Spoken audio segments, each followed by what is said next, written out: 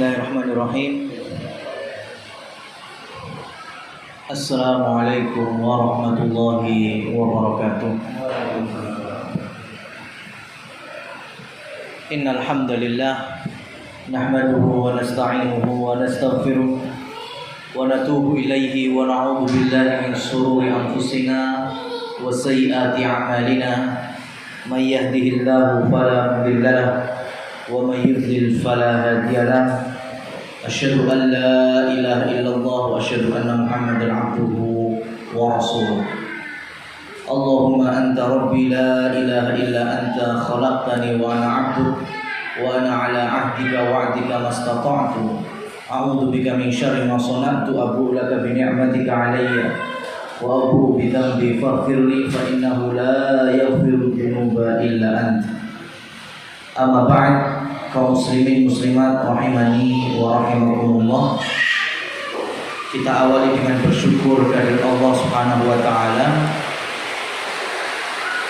Kita berada di majlis yang ditambah rahmat, yaitu rahmat hujan. Maka selazimnya kita juga berdoa, Allahumma shayyiban nafi'an.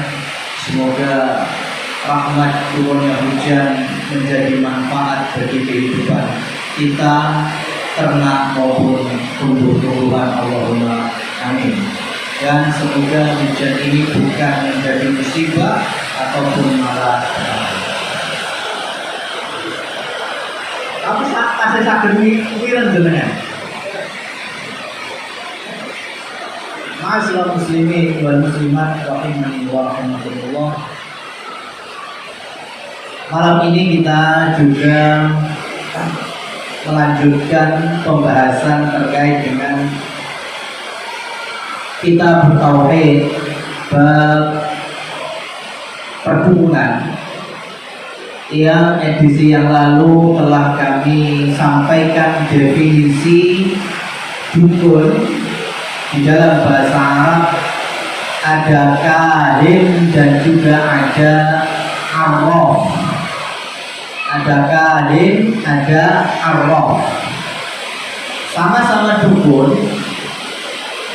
Bedanya ialah kalau kahin lebih cenderung seperti halnya penyihir yang sangat ada kaitan eratnya dengan jin maupun dengan setan.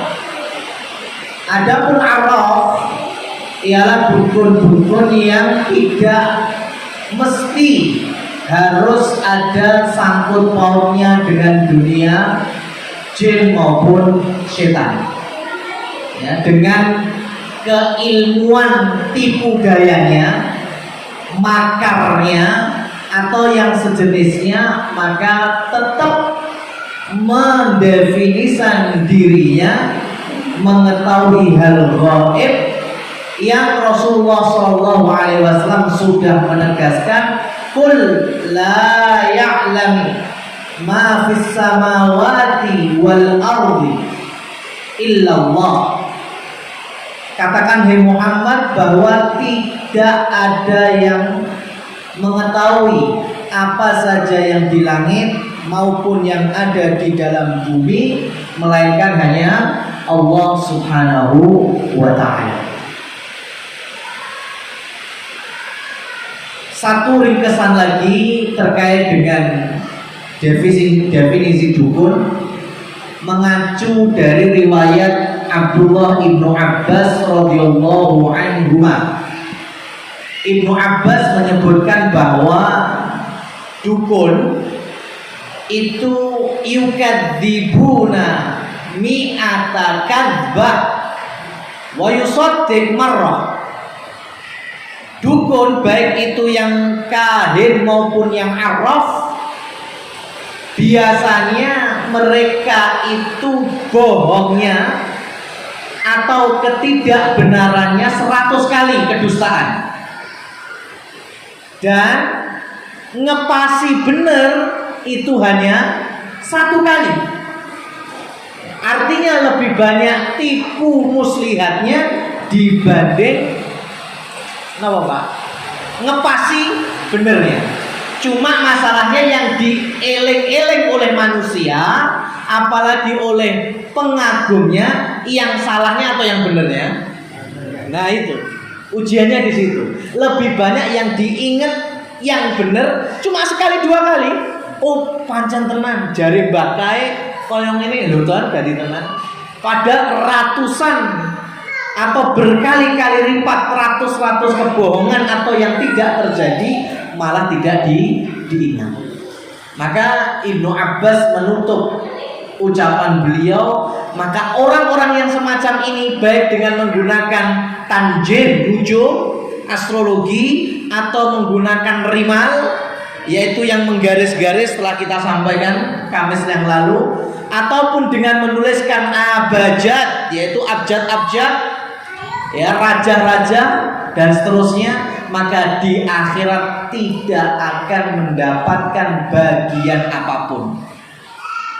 Maksudnya Ibnu Abbas sedang menjelaskan bahwa model dukun apapun itu jenisnya, maka di akhirat tidak akan mendapatkan keselamatan, karena didefinisikan oleh beliau bahwa dukun telah keluar dari milah atau ajaran Islam yang benar, yang mengimani hal gaib hanya Allah yang maha mengetahui.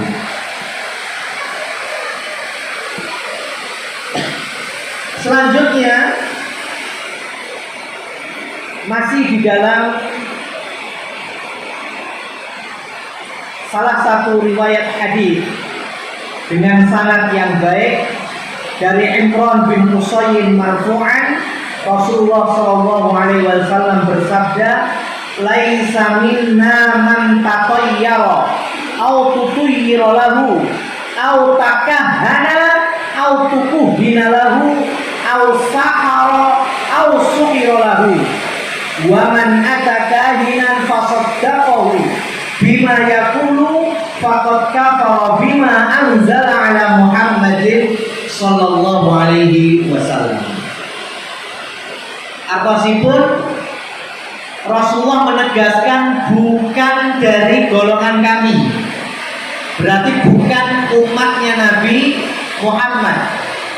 Siapa saja man tatayyara au tutuyira lahu, siapa yang bertatayur atau minta untuk ditatayurkan.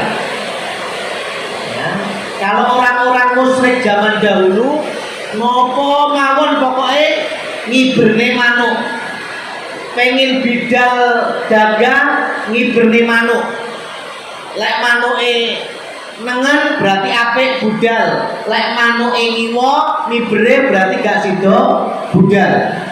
Mau nikahkan anak, mau ada hajatan, semuanya bisa menggunakan burung. Maka siapa yang melakukan hal ini atau minta, ya minta, contohnya kita mendatangi peramal, Mbak, kula nyuwun dina sing apik. Nah, kemudian nanti diramalkan. Nah, ini sama, minta tatoyur.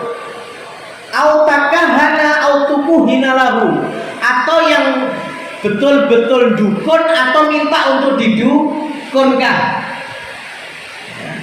Sama, profesi dukun atau orang memang datang ke dukun mencari solusi di dukun. Au sahara au suhira lahu, siapa yang melakukan sihir atau datang ke penyihir minta untuk kurban, tolong Mbak santet dia, ya, pelet dia dan seterusnya. Ya. Maka kemudian ditutup siapa yang datang kepada orang-orang tadi, kahin, dukun, peramal sejenisnya, dan mengiyakan, mempercayai apa yang dia ucapkan, maka sungguh telah keluar dari syariatnya atau yang apa saja turun kepada Rasulullah Sallallahu Alaihi Wasallam. Nah, permasalahannya adalah hal-hal semacam ini masih banyak terjadi. Ya. Karena orang mendatangi peramal atau dukun itu sebetulnya ada yang diperbolehkan. Bahkan kalau memang dia sanggup, malah bagus. Dengan niat apa? Untuk iqamatul hujjah, memberikan argumentasi bahwa perilakumu ini mbak, perdukunanmu dan sihirmu ini mbak, ini merupakan perbuatan yang memurtadkan orang-orang Islam, kekufuran yang paling tinggi, bahkan ini termasuk kemusyrikan. Ya, maka diminta untuk tobat, didakwahi. Ya, kalau bisa ya diperangi. Cuma kita nggak punya undang-undang hukum untuk itu. Tapi kalau sampai datang sebagai pengingkaran, maka ini dibolehkan. Ya, datangnya untuk pengingkaran. Tetapi kalau datangnya hanya untuk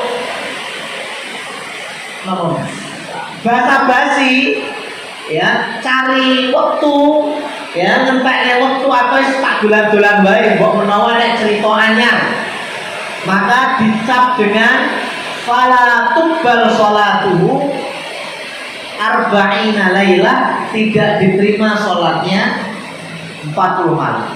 Artinya 40 hari tidak mendapatkan pahala. Bukan kemudian orang sholat 40 dino, itu lebih parah lagi. Sholat bae wis gak ditampa, Mas. Apalagi sudah plus tidak melaksanakan sholat. Apalagi kalau sampai mengiyakan dan membenarkan, ya, maka sudah masuk ke dalam kekufuran yang nyata. Meskipun sebagian para ulama memang menafsirkannya, ada yang kufur betul-betul murtad, ada yang kufur masih kufur kecil. Ya, cuma kalau kita ngidem-ngidem ke yang kufur kecil, maka yang terjadi adalah semakin banyak oknum-oknum yang masih melakukan atau mempraktekkan perdukunan.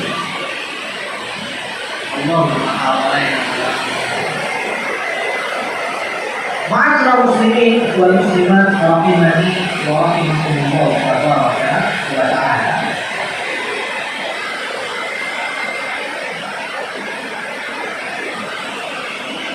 Di antara turunan dari perdukunan ialah an-nusrah. Di antara turunan dari perdukunan yaitu nusrah. Ya, nusrah itu mirip sekali dengan ruqyah. Ya, artinya bercabang menjadi dua.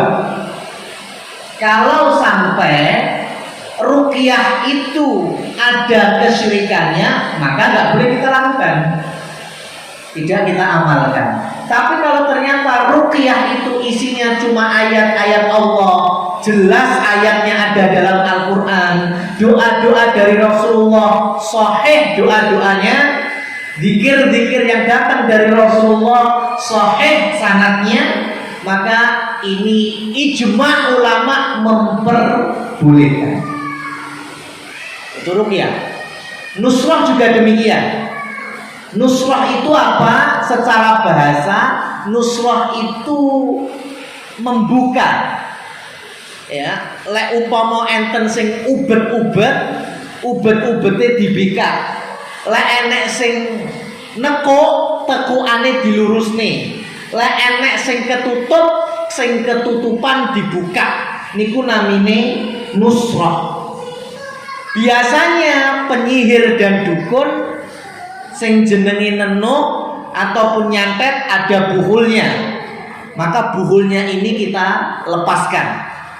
Atau mungkin menutup akal, menutup penglihatan, maka yang menutup penglihatan, menutup akal dibuka, disingkap. Atau ada yang sengaja menutup antara suami dan istri sehingga nggak kenal, sehingga saling menjauhi, saling benci, maka dibuka tabirnya ini sehingga si suami tahu kalau itu istrinya, istrinya tahu kalau itu suaminya, sehingga langgeng hubungan mahligai rumah tangganya. Ini namanya nusrah, ya. Dan nusrah itu ada dua, ada nusrah syirkiyah, ada nusrah syar'iyah, ya, persis dengan ruqyah. Ya, maka Rasulullah Shallallahu Alaihi Wasallam ketika para sahabat mendatangi beliau, ya, bahwa dulu kami ini ya Rasulullah, kita ingin melakukan ruqyah, ya, dengan demikian, maka Rasulullah memberikan pelajaran, fa'ridhu alaikum ruqakum. Mana? Rene. Ruqyah kalian modelnya kaya apa wae? Ya, tak tonton nih. Kata Rasul ingin melihatnya. Modelnya seperti apa? Kalau sampai ada syiriknya, maka jangan sekali-kali kalian melakukan ruqyah dengan kesyirikan. Kalau tidak ada kesyirikannya, berarti silakan. Ini keumuman hadis Rasul tentang ruqyah. Ya, maka silakan. Jenengan pengen ruqyah mandiri, membaca ta'awud, membaca kulhu, An-Nas, Al-Falaq, ayat kursi, silakan. Membaca Al-Baqarah silakan, tanpa mengkhususkan. Ya, terkadang ada yang mengkhususkan harus ayat-ayat tentang jahanam, benjinin dan cepet panasen. Ya, atau ayat-ayat terkait dengan sing nyabet, sing nujeb, sing macam-macam. Ya, biar jin itu cepet-cepet keblek. Ya, tidak ada kekhususannya. Al-Quran 30 juz itu semuanya syifaun, semuanya adalah obat. Silahkan mau Al-Baqarah, Ali Imran sampai An-Nas silahkan, nggak ada pengkhususan. Karena Rasulullah tidak mengkhususkan, kecuali yang sudah dikhususkan seperti Mu'awwidzatain, Al-Falaq, An-Nas, ayat kursi, Al-Baqarah. Rasul sendiri yang menyampaikan bahwa rumah yang dibacakan Al-Baqarah maka tidak akan kemasukan oleh jin. Maka Al-Baqarah ada pengkhususannya. Selain daripada itu bebas, silakan. Ya. Atau yang sudah dilakukan oleh para salaf, seperti hanya di masa Ibnu Qudamah, di masa Ibnu Qayyim Al-Jauziyah, di antara mereka ada yang meruqyah, melakukan ruqyah dengan ngecek daun bidara. Ya, tidak ada hadis terkait dengan meruqyah daun bidara untuk mandi. Tetapi orang-orang soleh di zaman para imam-imam madhab pun sudah ada yang melakukannya. Maka silakan, nggak apa-apa kita ngecek bidara. Ada yang 5, ada yang 7. Yang penting jangan mengkhususkan berapa jumlahnya. Bisa buat mandi, ya, bisa buat minum, ya. Karena intinya bukan hanya daunnya, ya, daunnya itu nggak ada sangkut pautnya. Yang terpenting adalah doa dan tawakal kita, minta kesembuhan dari Allah Subhanahu wa Ta'ala. Atau dengan mandi, ya, silahkan dengan mandi juga bisa. Jadi yang tidak pernah ada kekhususannya, maka jangan kita khususkan. Ya, kecuali kalau memang ada pengkhususannya. Kalau ruqyah, gak usah adek ngobrol dawa-dawa mbak Jini. Ya, maka ini gak kita lakukan. Ya, karena kita nggak bakal percaya yang diucapkan oleh jin tersebut. Ya, umurku wis 3.000 tahun, berarti nemoni sahabat Rasulullah barang tuh. Ya kan? Kita nggak percaya itu. Jumlahku enek pirang atus, pirang ewu. Kita nggak harus percaya. Yang penting kita terus berzikir, berdoa, minta kesembuhan kepada Allah Subhanahu wa Ta'ala. Dan tidak perlu untuk ngajak interview dengan jin, diwawancarai, direkam dan lain sebagainya. Maka tidak ada hujahnya ketika kita melakukan hal ini. Nah, jamaah sekalian yang dirahmati Allah Subhanahu wa Ta'ala, nusrah itu mirip dengan ruqyah. Ya, nusrah itu mirip dengan ruqyah. Secara definisinya ialah halus sihri 'alal mashhuri bisihr. Ya, menghilangkan sihir santet atau hasil dari kedoliman dukun dan penyihir dengan sihir juga. Itu namanya nusrah. Ya, jadi menghilangkan sihir atau hasil dari para penyihir dengan ilmu sihir juga. Itu Pak, itu namanya nusrah. Dan ini banyak terjadi. Ya, tengkarang anyar enten karang pandan enten tangmangu kata. Gitu. Biasane lek teko pamane langsung kowe akeh sing ganduli. Kok dicap sabet nganggo surbane, plek iso muncul enek balung, glundung balung. Ya, teng balung. Hei, enggak ada ilmu syariat, ruqyah syariah seperti ini enggak pernah ada, Pak. Ya, kalau itu betul sihir, berarti sihir sedang dilawan dengan sihir yang lain. Itu yang disebut dengan nusrah.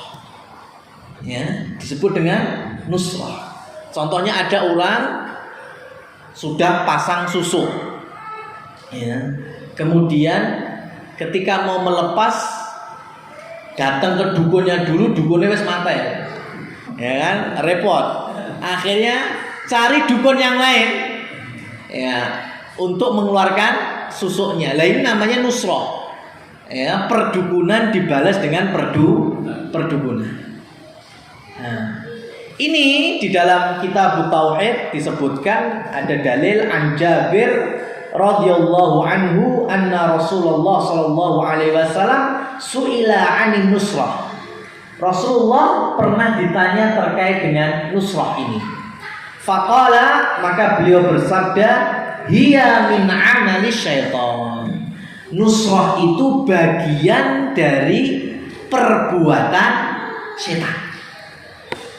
Ya, nusrah itu bagian dari perbuatan setan. Ini kata Rasulullah sallallahu alaihi wasallam. Artinya Rasul memahami yang namanya nusrah adalah perdukunan yang dibalas juga dengan ilmu perdukunan. Sihir yang dibalas atau dibatalkan dengan sihir juga. Ya. Ini permasalahannya adalah bahwa secara bahasa nusrah itu ya tadi Mas, membuka, kemudian menyingkap. Bahkan ketika kita telah sampaikan Rasulullah disihir oleh Yahudi itu, kemudian diruqyah oleh malaikat Jibril, datang ke rumah Aisyah radhiyallahu taala anha bertanya kepada Rasul, "Ya Rasulullah, afala tanasyarta?" Apakah engkau telah dinusrah? Itu maksudnya. Ya Rasulullah, apakah engkau telah dinusrah? Nah ini maksudnya Aisyah ada secara bahasa. Apakah santet-santet atau sihir-sihir yang membelenggumu sudah terbuka, sudah tersingkap bukulnya? Ya, maka Rasulullah SAW menjawab, sudah.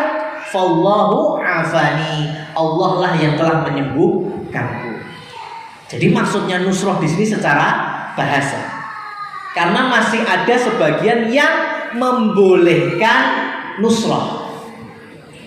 Ya, dan ini ada Pak, sampai di negeri kita yang masih menghalalkan nusrah. Nanti kita akan sebutkan beberapa alasannya.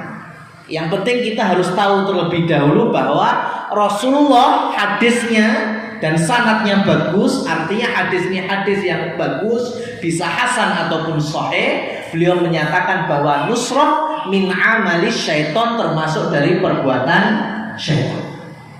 Ya. Karena kalau jenengan tindak teng pundi niku, sakniki pindah teng Ngarsopuro niku, pasar Klitian, gitu, pasar-pasar Klitian ring barang-barang lawas niku jenengan tasih nemoni, jangankan teng Klitian, di rumah-rumah kaum muslimin masih beberapa kali saya masih menemukan ada kaligrafi. Ya, ini yang masih dijual ini.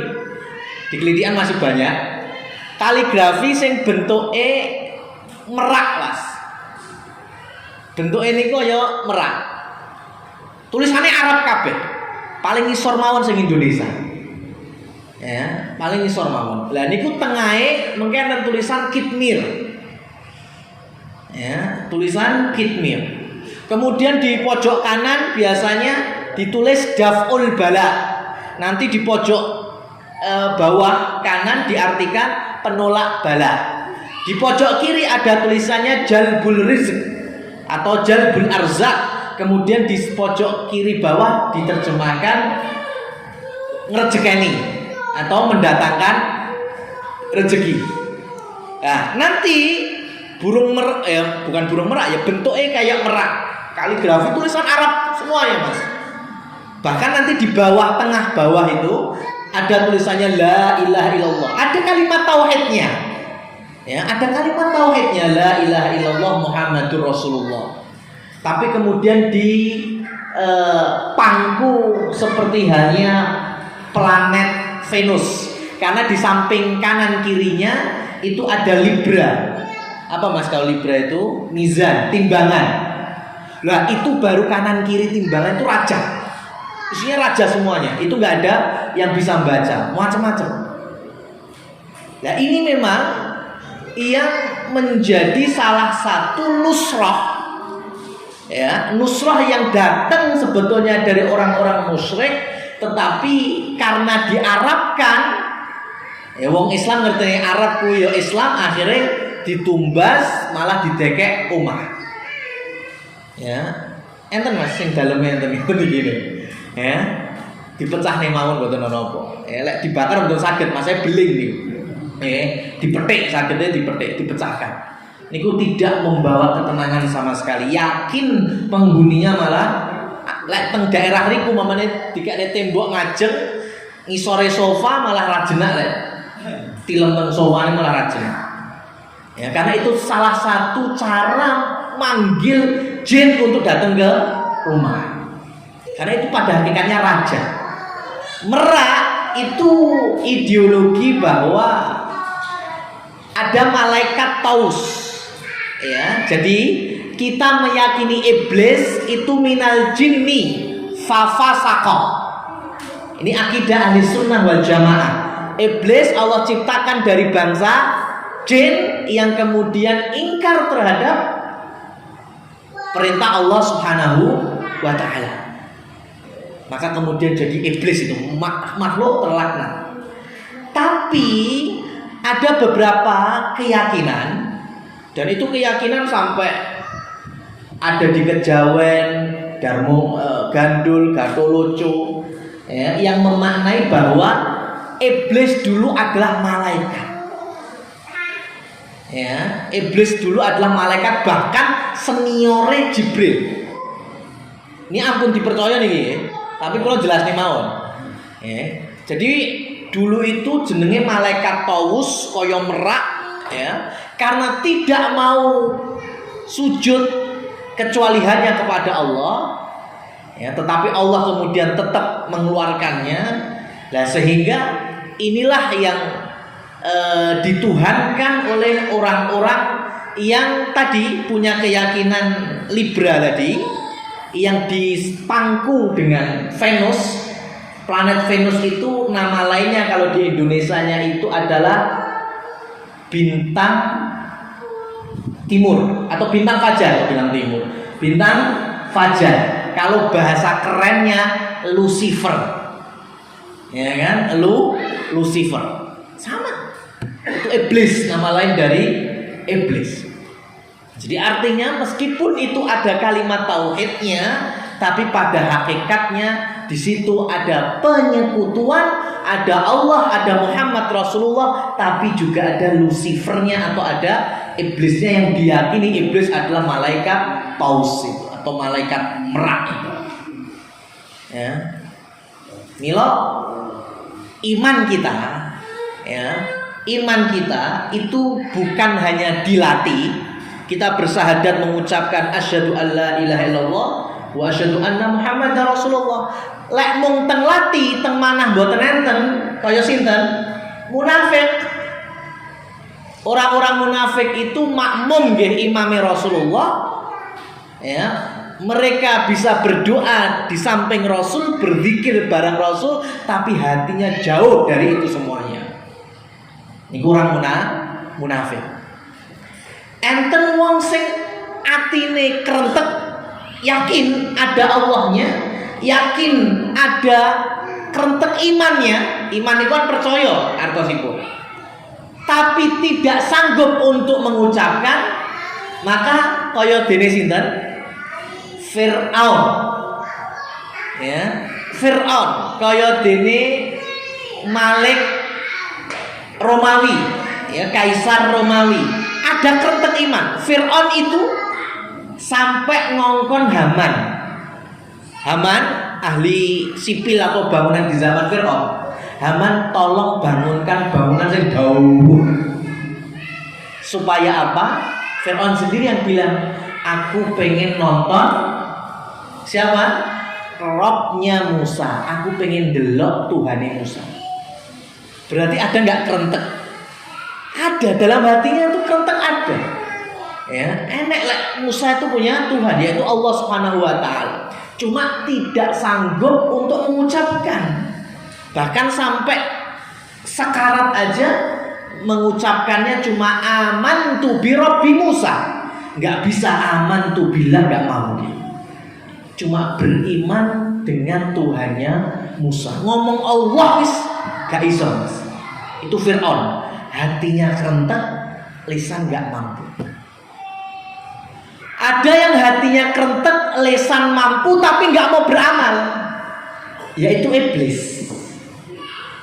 Iblis kalau ditanya, yang menciptakanmu siapa iblis? Jawabnya gimana? Allah yang menciptakan. Bahkan Allah menciptakan aku dengan api, jelas sekali iblis mau. Ya, dengan lisannya diucapkan hal itu. Tapi ketika Allah memerintahkan untuk sujud di hadapan Adam, ternyata tidak mau sampai ngomong khalaqtani minna wa khalaqtahu min tin. Ya Allah, engkau ciptakan aku dengan api, engkau ciptakan Adam dari tanah. Api luwih api tinimbang tanah. Itu versinya iblis. Enggak mau beramal. Artinya tidak mau melaksanakan perintah Allah. Jadinya laknatullah.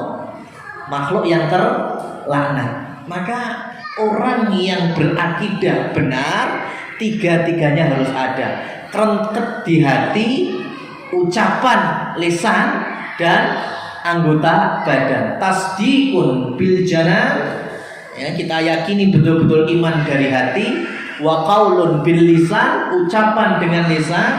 Wal amalu bil arkan, dan amal dengan perbuatan, anggota badan, harta, dan lain sebagainya. Kalau tiga ini ada, maka alhamdulillah tinggal menjaga istiqomahnya.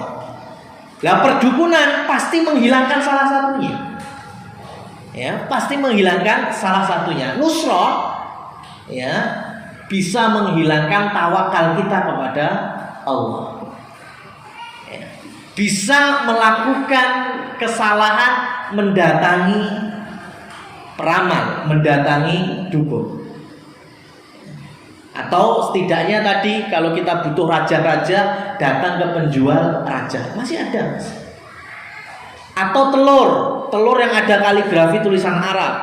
Murah sekali, dijual itu bisa 20.000, 30.000. Saya tanya pedagangnya itu. Atau yang masih banyak yang nyari tapi wis rodok arang-kading, Semar Kuningan. Semar Kuningan Tembogo niku. Nah, itu juga ada tulisan-tulisan Arabnya sami nih. Ya, fungsinya untuk tolak balak, untuk ngerejekeni dan yang semacamnya. Maka ampun ditumbas. Lek sakniki kagungan dibakar mawon. Lek tembaga saged dibakar. Saged ya? Ya, yang bisa dibakar, kalau nggak bisa ya dihancurkan bagaimana caranya. Ya, dengan menyebut asma Allah Subhanahu wa taala. Ini bagian dari nusrah. Ya, mengobati sihir dengan sihir yang lain, ya, mengobati dari dukun tapi ke dukun yang lain. Nah, sebagaimana yang kami sampaikan, sebagian ahli ilmu, ya, bahkan Ini merupakan madhabnya Imam Ahmad.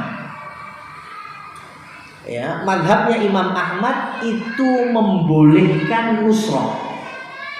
Membolehkan nusroh. Ya. Alasannya yang pertama, situasi darurat. Ya, situasi darurat. Yang kedua, Imam Ahmad memang tidak mengatakan nusroh itu halal atau nusroh itu haram. Beliau tidak mengatakan, maka pengikutnya berarti rapopo. Yang ketiga adalah kisah Aisyah radhiyallahu taala anha ketika disihir oleh pembantunya. Ya, ketika kita telah ceritakan Aisyah bilang ke budaknya, bukan pembantunya, budaknya, kalau aku mati engkau bebas. Maka budaknya pokil ini. Wah, lek Aisyah meninggal aku bakal merdeka. Tak sihir wae bendang mati. Maka Aisyah disihir. Ya sakit. Aisyah, istri Rasulullah, ibu kita semuanya, kurang solehah apa? Tapi ketika disantet, ya kesihir beliau dengan izin Allah Subhanahu wa ta'ala. Maka saudara-saudarinya Aisyah ketemu orang dari India, Asindi. Kemudian diceritakan bahwa adiknya atau saudarinya itu Aisyah sedang sakit seperti ini. Lah Asindi ini orang India yang datang dari tanah India itu menjelaskan, oh mbok menawa dulurmu kuwi lagi kesihir. Lek modele sihir kaya ngono biasane sing gawe budake. Ya, ucapan ini dibawa ke Aisyah. Kemudian ibunda kita Aisyah radhiyallahu taala memanggil budaknya dan menginterogasinya, apakah benar engkau menyihirku? Dan dijawab jujur. Ya, iya, aku telah menyihirmu. Maka kemudian Aisyah mengusirnya dengan menjualnya dengan begitu murah. Kemudian beliau terus membaca ayat Al-Quran, meruqyah dirinya sendiri sampai Allah menyembuhkan Aisyah radhiyallahu taala. Ini alasan yang ketiga. Alasannya Aisyah saja mempercayai ucapan wong India Asindi tadi, ya, bahwa oh awakmu sedang ke sihir. Maka kita akan jawab, ya, bahwa yang benar, yang rajih adalah pendapat bahwa nusroh yang sifatnya syirik, ya, seperti tadi sihir dibalas dengan sihir, dukun dibalas dengan dukun, maka itu tetap haram, bersumber dari hadis Rasul tadi.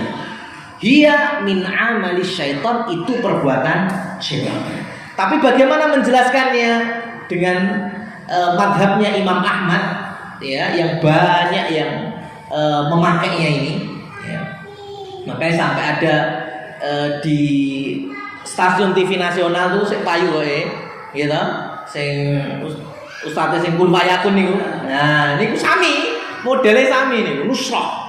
Ya, itu nggak mungkin hanya dengan ruqyah yang syar'i. Ya, pasti itu ada yang berbau kesyirikan. Karena setiap orang yang diobati ketika kelebon kan mesti ngomong aku roh seneng burimu, aku lah. Berarti ya burine duwe pasukan. Pasukan apa? Pasukan sing nggak terlihat. Ya, apa itu? Ya jin-jin yang lainnya. Maka ini nusrah.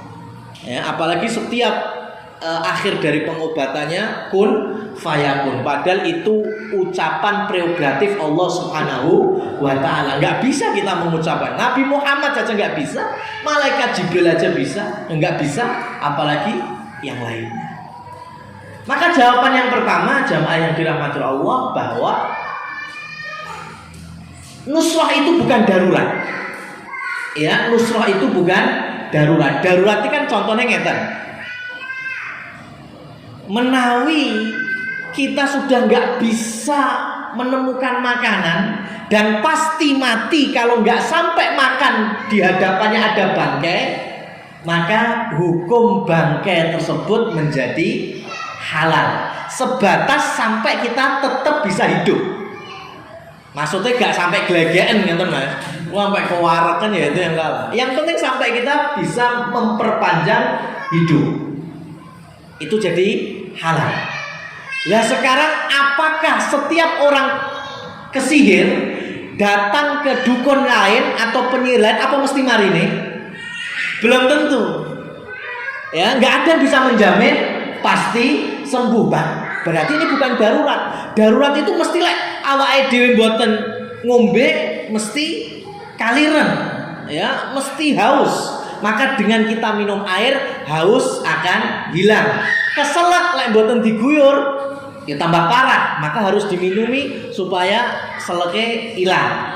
Itu namanya ilmu pasti darurat. Tapi lek enten wong kesurupan atau kesantet, oh dukun ini nggak berhasil, berarti pindah dukun. Ya, oh dukun ini nggak bisa pindah dukun. Ini namanya bukan darurat. Darurat itu kalau satu-satunya itu jalan alternatifnya, lah itu baru disebut darurat. Apalagi masih ada ruqyah ataupun nusroh yang syar'iyah. Ya, masih ada ruqyah yang syar'iyah, nusroh yang syar'iyah. Itu solusi yang paling bagus. Maka syubhat ataupun alasan yang pertama telah gugur. Ya, nggak boleh kita melakukan nusroh. Yang kedua, apa tadi Pak yang kedua? Oh, Imam Ahmad. Imam Ahmad tidak mengatakan halal atau tidak mengatakan haram. Kita akan sebutkan penggalan dari ucapan di antara yang dipotong oleh Imam Ibnul Qayyim Al-Jauziyah. Langsung kami terjemahkan saja bahwa ketika Imam Ahmad di hadapan ada orang membawa mangkok isinya air. Mangkok isinya air. Ujug-ujug airnya itu hilang. Maka kemudian para muridnya bertanya, Imam Ahmad, seperti ini boleh enggak? Melakukan seperti ini boleh apa enggak? Imam Ahmad langsung menjawab, la adri. Ya, aku enggak tahu mahadihi. Apa ini? Saya enggak tahu. Maksudnya apakah ini ilmu sulap apus-apus atau ilmu sihir? Bagaimana dengan mencari pengobatan semacam ini? Kemudian Imam Ahmad menjawab, ma'adri. Ya, mahadi aku nggak tahu. Sing mbok maksudnya seperti apa pengobatan dipadakne mbek sing mangkok banyune terus hilang. Lah ini orang-orang yang tidak sepakat dengan yang membolehkan nusroh ialah Imam Ahmad tidak tahu. Memang beliau nggak tahu yang dimaksud. Tapi beliau kalau jelas tahu, maka dilihat dari ucapan dan tekstur tubuhnya saja itu banyak cenderung ke menolak untuk melakukan nusroh. Ya. Yang ketiga, dengan alasan Aisyah, ya, mempercayai ucapan orang India. Orang India itu kan kebanyakan memang bukan orang Muslim, bahkan banyak yang dukun-dukun peramal-peramal Hindu. Ya, maka dijawab dengan jawaban tidak ada kepastiannya orang Asindi itu dukun atau bukan. Tidak ada riwayat yang memastikan. Itu yang pertama. Yang kedua, ibunda kita Aisyah tidak langsung percaya 100% bahwa itu betul-betul bikinan budaknya. Tetapi ibu kita Aisyah radhiyallahu anha memanggil dulu budaknya, kemudian bertanya sampai diambil kejujurannya kalau itu betul-betul sihir. Dan yang terakhir, ibu kita tetap mengobatinya dengan meruqyah mandiri dengan membaca ayat-ayat atau firman-firman Allah Subhanahu wa ta'ala. Maka dari tiga penjelasan ini tetap pendapat yang membolehkan nusroh itu batil, gugur dan tidak bisa kita pergunakan. Kalau boleh nambahi, kalau sampai nusroh dibolehkan, artinya kita boleh mendatangi dukun, kita boleh mendatangi peramal, penyihir. Padahal hadis yang sebelumnya man ata kahinan, man ata arrafan. siapa yang mendatangi dukun, siapa yang mendatangi sihir aja, sholatnya nggak diterima, sampai membenarkan, meyakini sudah keluar dari ajarannya Nabi Muhammad SAW. Kalau nusroh boleh, berarti melazimkan dukun diopeni, ya, penyihir nggak boleh dipenggal. Pada dalam kasus Umar bin Khattab, ya, hukuman bagi penyihir dzarbatu bisayfi, atau harus dipancung. Ya, jadi ini yang terkait dengan nusrah, dan nusrah itu bagian turunan dari ilmu perdukunan. Ya, semoga kita dijauhkan dari hal-hal yang semacam ini. Kalaupun ada di antara kaum muslimin yang sakit, semoga Allah sembuhkan, ya, semoga Allah angkat penyakitnya. Dan siapa saja yang masih berkubang dengan hal-hal yang terkait dengan perdukunan, semoga Allah berikan hidayah. Allahumma sholli ala Muhammad. Allahumma ya muqallibal qulub tsabbit qulubana ala dinik, wa ya musarrifal qulub sarrif qulubana ila ta'atik. Allahumma ighfir lil muslimina wal muslimat walil mu'minina wal mu'minat al ahya'i minhum wal amwat innaka sami'un qaribun mujibud da'wat ya qadhiyal hajat. Fasubhanakallahumma wa bihamdika asyhadu an la ilaha illa anta astaghfiruka wa atubu ilaik wa akhiru da'wana alhamdulillahi rabbil alamin. Wassalamualaikum warahmatullahi wabarakatuh.